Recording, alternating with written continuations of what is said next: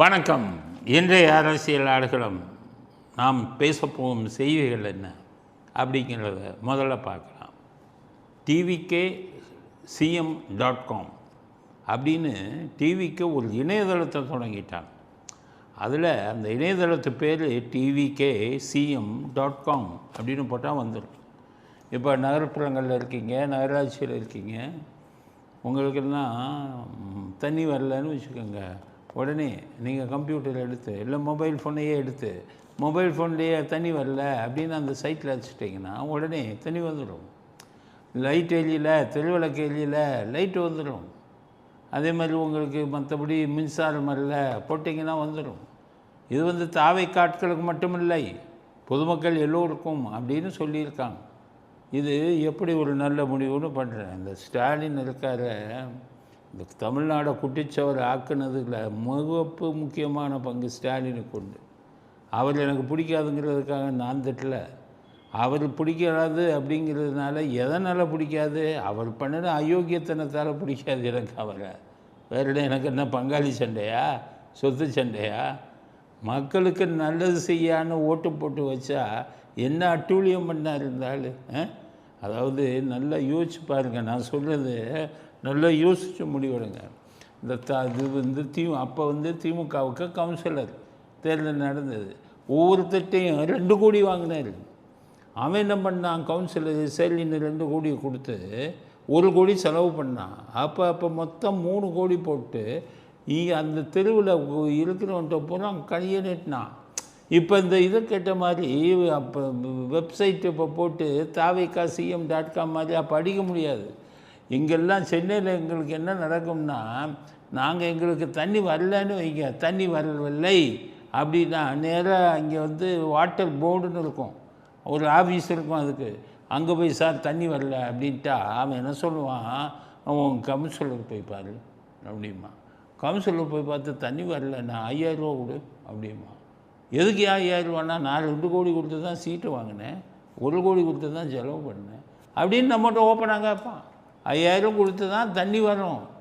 கழிவு நீர், ட்ரைனேஜ் அடைச்சிக்கிச்சுன்னு வைங்க, இவனே போய் அந்த கவுன்சிலரே போய் அடைப்பான். அடைச்சிட்டு பணத்தை வாங்கிட்டு இருந்தான். தெருவிளக்கு ஏற்றுறது இப்படி தான், எல்லா வகையிலையும் லஞ்சம். அங்கே அந்த இவன் இருக்கான் பாருங்க, என்ஜினியரு, அசிஸ்டன்ட் என்ஜினியரு, அந்த இவனுக்கு இது கவுன்சிலருக்கு புரோக்கர் வேலை பார்த்துக்கிட்டு இருந்தான். அவனுக்கும் பணம், அவன் 1000 ரூபா எடுத்துட்டு மீதியை கவுன்சிலர் குடும்பம். இப்படி போய் கொண்டு இருந்தது தமிழ்நாடு அரசாங்கம். அதுக்கு அடிப்படை காரணம் யார், நீ அவனை கவுன்சிலராக தேர்ந்தெடுக்கும் போதே 2 கோடி வாங்கினில்ல, அதுதான் காரணம்.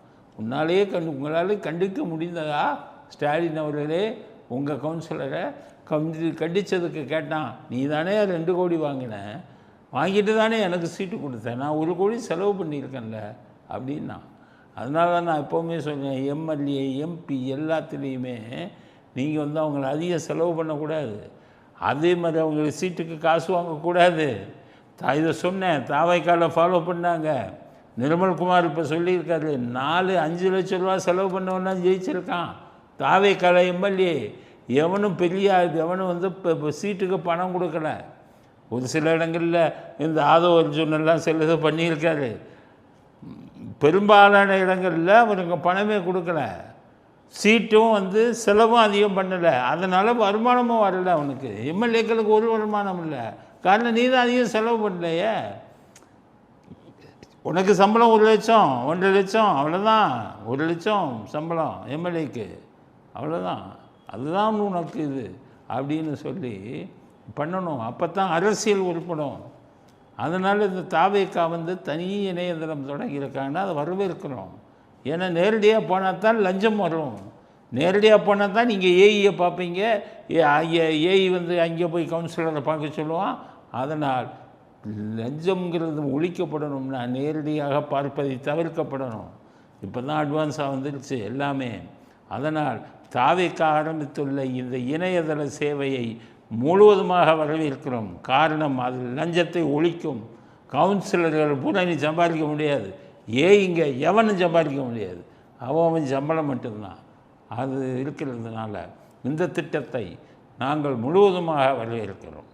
அடுத்து இடதுசாரிகள் சொல்லிட்டாங்க, கம்யூனிஸ்ட்டு தொலையணையா, முதல்ல நீங்கள் தொலையணையா, வரும் தேர்தலில் உள்ளாட்சி தேர்தலில் தனியாக நிற்க போகிறோம், எல்லா சீட்டும் ஒரு சீட்டும் நீ ஜெயிச்சுக்காமி.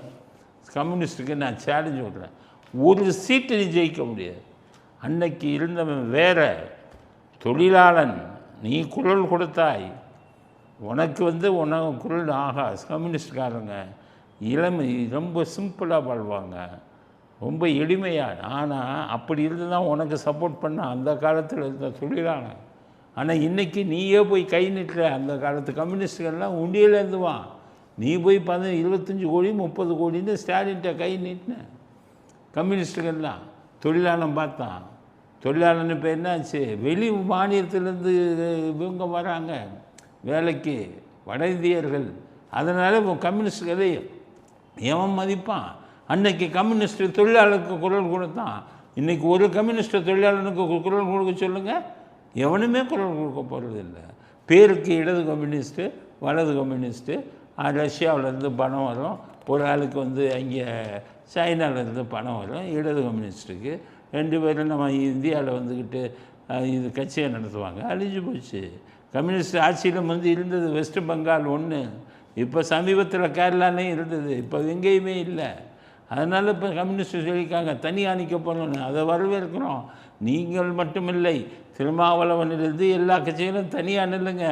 உங்களுடைய ஓட்டு சதவீதம் என்னன்னு மக்களுக்கு ப்ரூவ் பண்ணுங்கள். சும்மா வச்சுக்கிட்டு ஒரு எம்எல்ஏ வச்சுக்கிட்டு 2 எம்எல்ஏ வச்சுக்கிட்டு, அதனால் இப்படி வச்சுக்கிட்டு பெரிய எனக்கு பெரிய செல்வாக்கு கொடி கட்டி பறக்குது, எனக்கு பெரிய இது வருதுன்னா நாட்டை ஏமாற்றி ஊரை ஏமாற்றிக்கிட்டு இருக்காதிங்க. ஸ்டாலின் மாதிரி இரிச்ச வாங்கிட்ட போயிட்டு 25 கோடி 30 கோடின்னு வாங்கி கேவலமான அரசியல் நடத்துகிறாங்க. அதனால் கம்யூனிஸ்ட் தனியாக நிற்பதை நாங்கள் வரவேற்கிறோம். உங்களுடைய உண்மையான பலம் என்னென்னு தெரியும், அப்போது பார்த்து கொள்ளலாம். அதுக்கு அடுத்த எலெக்ஷன்லேருந்து கம்யூனிஸ்ட்டுன்னு ஒரு கட்சி தேவையா தமிழ்நாட்டுக்கு முடிவு செய்யுங்கள் கம்யூனிஸ்ட்டுகள் அப்படிங்கிறத அடுத்த கட்ட கருத்தாக பதிவு செய்கிறோம். அடுத்தது இந்த எடப்பாடி பழனிசாமி திமுக அதிமுக கூட்டணி கட்டுக்கதை என்ன பாருங்க. அது ஊரில் இழுக்கிறவெல்லாம் எரிச்சவாங்க, இவர் மட்டும் திறமையானவராம். திமுக அதிமுக கூட்டணி என்பது கட்டுக்கதை அப்படிங்கிறது. எங்களை பொறுத்த வரைக்கும் அனைத்து இந்திய அண்ணா திராவிட முன்னேற்ற கழகத்தை பொறுத்து உங்களுக்கு தெரியும், பொன்மனச்சம்பல் புரட்சித் தலைவர் எம்ஜிஆர் இந்த இயக்கத்தை துவங்கின்ற பொழுது தீய சக்தி திமுக என்று சொல்லி தான் தொடங்கினார். அந்த நிலைப்பாட்டில் இன்ற வரைக்கும் இருக்கிறோம். அப்போ 2 பேரும் கூட்டணி பற்றி பேசவே இல்லையா? திமுக வெளியில் இருந்து ஆதரவு கொடுக்கும் எடப்பாடி பழனிசாமி முதலமைச்சர் நீங்கள் பேசலையா? மனசில் கையை வச்சு சொல்லுங்கள். நீங்கள் கும்புற சேலம் அம்மன் மேலே சத்தியம் பண்ணி சொல்லுங்கள், ஒத்துக்கிறேன். திமுக அதிமுக கூட்டணி அப்படிங்கிறத கம்யூனிஸ்ட்காரங்க உடைச்சிட்டாங்களே, அதுக்கு என்ன பதில் சொல்லுங்கள் எடப்பாடி? இடது கம்யூனிஸ்ட் வலது கம்யூனிஸ்ட் 2 பேரும் ஒத்துக்கிட்டாங்க. ஆனால் அது ஒத்து வராது முடியாதுன்னு அவங்க சொல்லியிருக்காங்க. அதுக்கு ஏற்பாடு செய்தவர் நீங்கள் தான். நீங்கள் அதுக்கு ஏற்பாடு செஞ்ச உடனே தான் CV சண்முகம்லாம் உங்களை விட்டு போனார். அப்போ எடப்பாடி எவ்வளோ பெரிய ஏமாற்றிருக்காருன்னு பார்த்துக்கங்க. அதுக்கடுத்தது அவர் என்ன சொல்கிறாரு, திமுக இவங்க தான் கடத்திக்கிட்டே போகிறாங்க எங்களை இதில் அதிமுக மேலே அங்கே கடத்துனாங்க. எல்லாம் விட்டுட்டு ஓடுறான்னு அதிமுகவை விட்டு எல்லாம். எடப்பாடி அதிமுகவுக்கு சமாதி கட்டி விடுவார். எடப்பாடிகிட்ட கேட்குறேன், நீங்கள் திமுக அதிமுக கூட்டணி பேசலை, உங்களை முதலமைச்சர் ஆகணும்னு நீங்கள் பேசலை, அப்போ நீங்கள் யோக்கியமா? நீங்கள் அந்த இதில் ஸ்டாலின் கூட உங்களுக்கு கள்ள உறவு இல்லைன்னா கருணாநிதி சமாதி வர விட்டுருப்பீங்களா? அப்போவே சொன்னேன்னா கருணாநிதி சமாதி வைக்கும் போதே இவருக்கும் எடப்பாடிக்கும் ஸ்டாலினுக்கும் கூட்டுன்னு சொன்னேனே. நீங்கள் எதிர்க்கட்சி தலைவராக இருந்தும் ஆன பிறகும் முதலமைச்சராக நீங்கள் பதவி வகித்த போது இருந்த பில்டிங்கை வீடையே உங்களுக்கு உபயோகித்து வச்சார ஸ்டாலின். அதனால் இப்போ வந்துக்கிட்டு 2 கதையும் சொல்கிறாங்க. என்ன கட்டுக்கதை? திமுக என்பது ஒரு தீய சக்தி. இப்போதும் சொல்கிறோம். யார்கிட்ட நடிக்கிறீங்க? எடப்பாடி நடிக்கிறதெல்லாம் வேலையாட்டு வைக்க. அதிமுக தொண்டன் இனி உங்களை மன்னிக்கவே மாட்டான். முடிஞ்சு போச்சு, சகாப்தம் எல்லாம் குழி தோண்டியாச்சு உங்களுக்கு. அதில் இப்போ அவங்க வந்துக்கிட்டு அதிமுக எம்எல்ஏக்களை கூட கேவலமாக விலைக்கு வாங்க. விலைக்கு எங்கே வாங்குகிறாங்க? போய் க்யூவில் நிற்கிறான் அவ்வளோ பேர். நீங்கள் பண்ணின கூத்துக்கு எப்படி இருந்த கட்சியை குட்டிச்சவரை ஆக்குனீங்க அப்படிங்கிறத எடப்பாடிக்கு சொல்கிறேன். இப்போ அடுத்தது இன்னொன்று, அந்த எடப்பாடியோட கட்சியில் சேர்ந்திருந்தார். எடப்பாடி பிரிவில் முதல்ல ஓபிஎஸ் பிரிவில் இருந்தார் வெல்லமண்டி நடராஜன். அவர் இன்றைக்கி தாவேக்கால போய் சேர்ந்திருக்காரு. விஜய்க்கு சொல்கிறேன், இது ஒரு முக்கியமான விஷயம். எடப்பாடி சம்மந்தப்பட்ட விஷயம் மட்டுமல்ல, எம்ஜிஆர் 1 ஏக்கர் நிலத்தை திருச்சியில் வாங்கினார். உறையூர் என்ற இடத்துல வாங்கினார். அப்போ திருச்சியை தலைநகரமாக கொண்டு வந்தால் அங்கே செக்ரட்டேரியட்டுக்கு அமைக்க தேவைப்படும் என்று 4 லட்சம் ரூபாய் 5 லட்சம் ரூபாயோ அவருடைய கையில் இருந்து அவருடைய செக்கில் அவர் வந்து பணமாக கொடுத்துட்டு அதை விலைக்கு வாங்கினார். செக்கெல்லாம் கொடுக்கல, பணமாக கொடுத்து வாங்கினார். அவர் உடல்நிலை சரியில்லாத போது உயிரிழந்ததில் அந்த சொத்தை வந்து மறந்துட்டார். அந்த சொத்து அவருடைய அண்ணன் பையன்கள் எம்ஜி சக்கரவாணி பசங்க 8-9 பேர், அதில் ஒருத்தவங்க கிட்னி கொடுத்தாங்க. அவங்க தான் வாரிசு. இப்போ அவங்க அந்த சொத்தை தேடி போனால் அந்த சொத்தை ரவுடிகளை வச்சு இந்த வெல்லமண்டி நடராஜன்கிறவன் வந்து இது பண்ணி வச்சுருக்கான். வெல்லமண்டி நடராஜன்கிறவன் வந்துட்டு அங்கே ஆட்களை ரவுடிகளை வச்சு எல்லாத்தையும் ஆக்கிரமிப்பு பண்ணி வச்சுருக்கான். அந்த வெல்லமண்டி நடராஜன் இன்றைக்கி தாவேக்கால வந்து சேர்ந்திருக்கிறார். எப்படி? விஜய்க்கு சொல்கிறேன், வெல்லமண்டி நடராஜன்ட்ட ஒரே கண்டிஷன் போடுங்க, எம்ஜிஆருடைய நிலத்தை அவருடைய அண்ணன் பையங்களுக்கு கொடுத்துட்டு வேலையப்பார். ரவுடிகளை உள்ளே கொண்டாந்து வச்சுருக்க, அதுவரை உனக்கு கட்சியில் எந்த பதவியும் கொடுக்க மாட்டேன், அந்த தாவேக்காவில் உனக்கு இடமும் கிடையாது அப்படிங்கிறத நீங்கள் சொல்லணும். ஏன்னு கேட்டிங்கன்னா, ஊரை ஏமாற்றி வலையில் போட்டபடி எம்ஜிஆர் சொத்தையே ஏமாற்றி ஒருத்தன் வலையில் போடுறான், அவனை நீங்கள் கட்சியில் சேர்ப்பீங்களா? அதனால் உடனடியாக வெல்லமண்டி நடராஜனை கட்சியை விட்டு நீக்குங்கள். இல்லாவிட்டால் திமுக எம்ஜிஆருடைய நிலத்தை அவருடைய வாரிசுகளான அவருடைய அண்ணன் பசங்களுக்கு கொடுத்து விட்டு கட்சிக்கு வாங்க அப்படின்னு சொல்லுங்கள். எடப்பாடி செய்ய மாட்டார். ஏன்னா எடப்பாடியும் நோட்டீஸ் கொடுத்துருக்கார், எம்ஜிஆருடைய அண்ணன் பசங்களுக்கே நோட்டீஸ் கொடுத்துருக்கார். 8-9 பேருக்கு அவர் எடப்பாடி ஓபிஎஸ் கொடுத்த நோட்டீஸு என் கையில் இருக்குது. எவ்வளவு இது பாருங்கள். கட்சிக்கு சொந்தம்னு கேட்குறாரு 1 ஏக்கர் நிலத்தை திருச்சி உறையூரில். ஆனால் இவர்கிட்ட நாங்கள் எதிர்பார்க்குறோம், விஜய்கிட்ட, முதலமைச்சர் விஜய்கிட்ட நிச்சயமாக அந்த லேண்டை உங்களால் திருப்பி கொடுக்க முடியும். எடப்பாடி செய்த துரோகத்துக்கு பரிகாரமாக எம்ஜிஆர் நிலத்தை அவருடைய அண்ணன் பசங்களுக்கு வாங்கி கொடுங்கள். வருங்காலத்தில் இது மிகப்பெரிய பிரச்சனையாகும் அப்படிங்கிற கருத்தை இதை வந்து அடுத்த கருத்தாக பதிவு செய்ய விரும்புவோம். நானும் என் தம்பியும் ஓடி ஒளியலாங்கிறார்.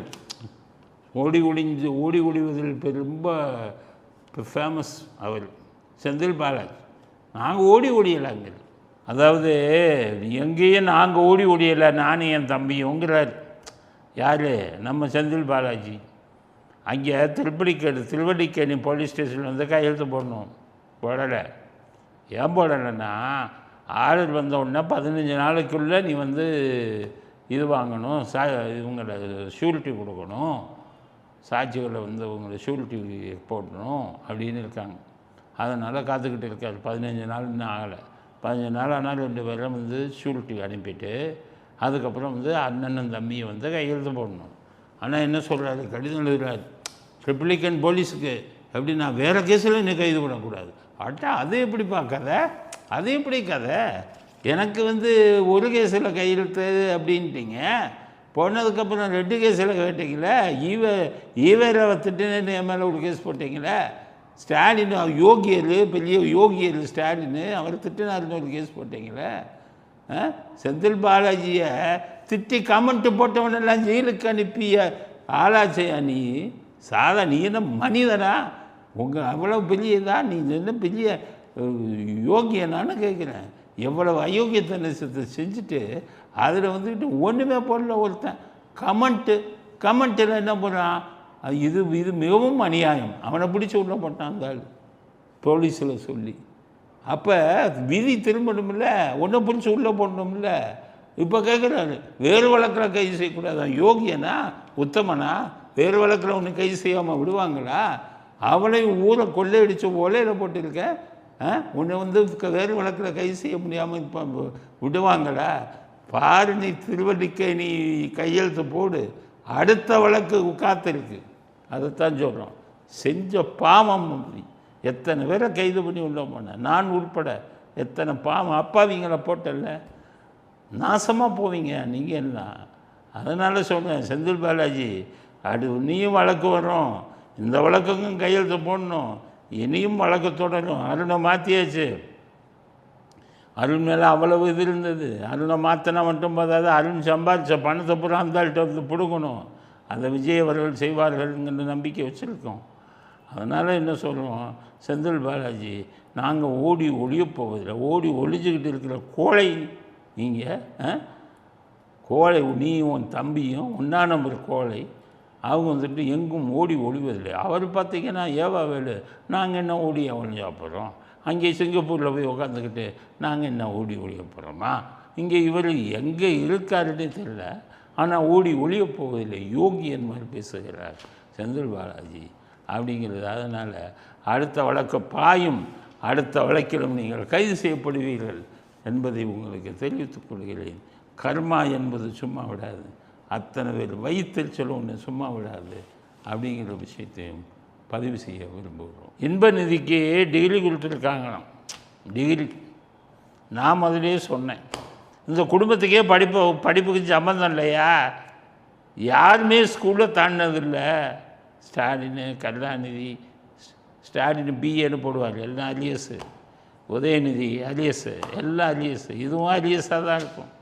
அதனால தான் இந்தியாவில் இல்லாத யூனிவர்சிட்டியா, இல்லை தமிழ்நாட்டில் இல்லாத யூனிவர்சிட்டியா, இங்கேருந்து ஒரு டிகிரி வாங்க வேண்டியதானேயா? சரியான ஆம்பளை. பெக்கிட் யூனிவர்சிட்டியா, பெக்கிட் யூனிவர்சிட்டி. அது பேர் தெரியாத பேர். அந்த யூனிவர்சிட்டியில் போய் சேர்ந்து பிஏ ஸ்போர்ட்ஸாம், ஸ்போர்ட்ஸுக்கு ஒரு பிஏவா இங்கே பண்ணிக்க வேண்டியதானே? ஸ்போர்ட்ஸுக்கு இங்கே பிஏ பண்ணால் எவருக்கு ரொம்ப ஃபுட்பால் தெரியுமா? அவனா 2 ரெட் ஜெயின்ட்டில் கூட படம் எடுக்க தெரியும். அப்போ அதுக்கு ஒரு படம் வாங்கிக்கொண்டு அது இங்கே படித்தா எதுவுமே பாஸ் பண்ண மாட்டாப்புல. இங்கே வந்து டைரக்டர் கோர்ஸ் எதுக்காச்சும் பாஸ் பண்ண சொல்லுங்கள். அதனால் வெளிநாட்டில் போய் பெக்கிட் யூனிவர்சிட்டின்னு தாத்தாவும் பையனும் போய் கட்டி பிடிச்சி, நம்ம குடும்பத்திலேயே அதிகம் பிடிச்சவன் நீ தாண்டா அப்படிங்கிறானா அப்பா தாத்தாக்கார். ஏன்னா அவர் பிஏ சும்மா அலியஸ் தானே. அடுத்து உதயநிதி சொன்னார், நானும் அலியஸ்டா, நம்ம குடும்பத்திலேயே அதிகம் படித்தவன் நீ தானே. உங்கள் குடும்பம் பூரா இதில் லயலாவில் படித்ததுப்பா. அந்த ஆள் வந்துட்டு லண்டனில் அப்படி ஒரு யூனிவர்சிட்டி இருக்கான்னு தேடு. நீ இங்கே நிறைய பேர் யூனிவர்சிட்டியை திறந்து வச்சுருக்கான். அது கேட்டால் அமெரிக்கா யூனிவர்சிட்டிங்களாம்.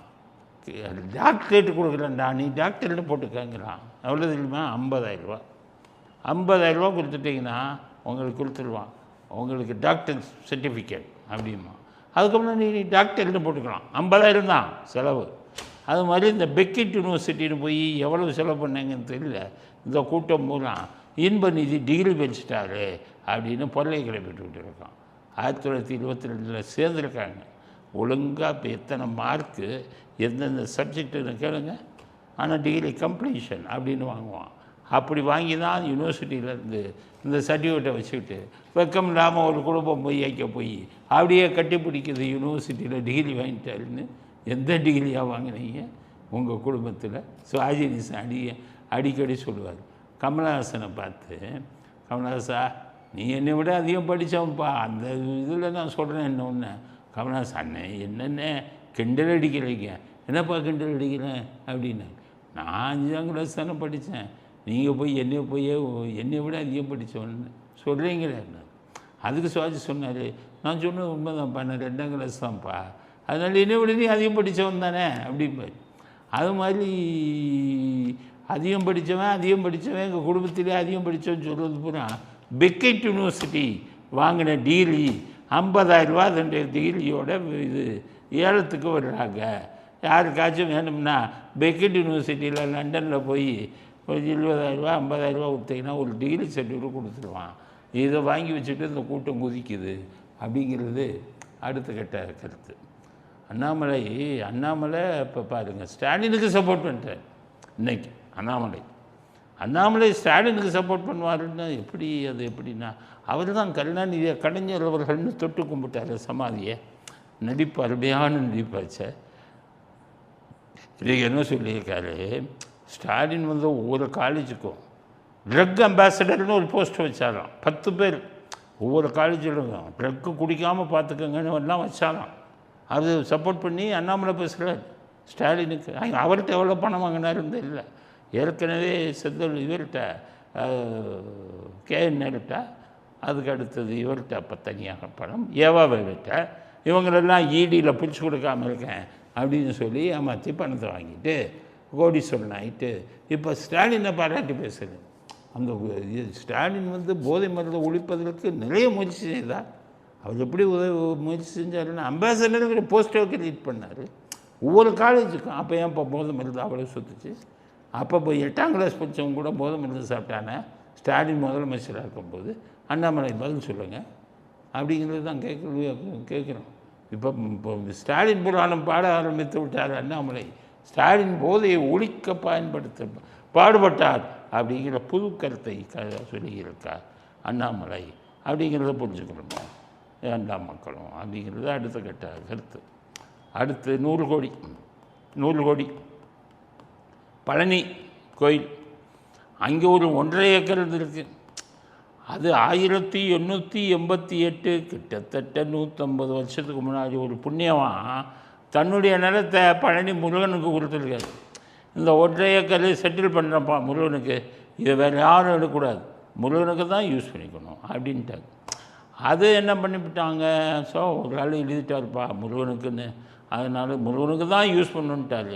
வர்ற பார்க்கிங் எல்லாம் ஃப்ரீயாக விட்டுக்கலான்ட்டாங்க. இதை பார்த்தான் திமுககாரன் ஆட்சிக்கு வந்தோடனே, என்னடா 1.5 ஏக்கர் இங்கே தனியாக ஒதுங்கி கிடக்கு, யார் நம்ம செயல்பாடு இன்னும் 1.5 ஏக்கர் தனியாக ஒதுங்கி கிடக்குன்னு. அதில் ஒரு ஆள் சொல்லியிருக்கான் 1888 ஒருத்தன் எழுதிட்டு போனான்ப்பா, அதனால் பார்க்கிங்க்கு உபயோகிக்கிறாங்க 1.4 ஏக்கர் ஃப்ரீயாக பார்க்கிங் நிறுத்திடலாம்ப்பா பழனி கோயிலுக்கு வரக்கூடிய காரு வண்டியெல்லாம் அப்படின்னு ஒன்று சேர்பாபு பார்த்தாங்க.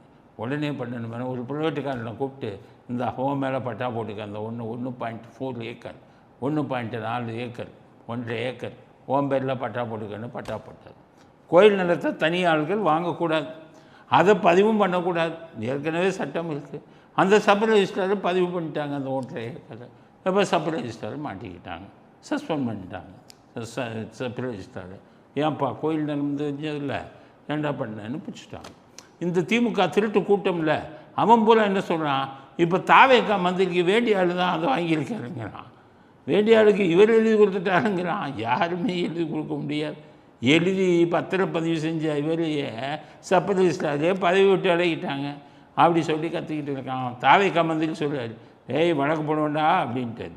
எவன்டா நீங்கள் போய் 1.5 ஏக்கர் தனியாளுக்கு ரூபாய் வாங்கிட்டு கொடுத்துட்டீங்க, அதை கண்டுபிடிச்ச நாங்கள் எடுத்து வச்சா எனக்கு வேண்டியவருக்கு கொடுத்தேங்கிறீங்களா? எனக்கு வேண்டியவருக்கு எப்படா கொடுக்க முடியும்? கோயில் நடந்தா பாவிங்களா? 1888 யாரோ ஒரு புண்ணியவாண்டி எழுதி கொடுத்த நிலம்டாது. இது மாதிரி பழனி கோயில் மாதிரி எத்தனை கோயில் நிலத்தை அபகரிச்சிருப்பீங்க சேகர்பாபு.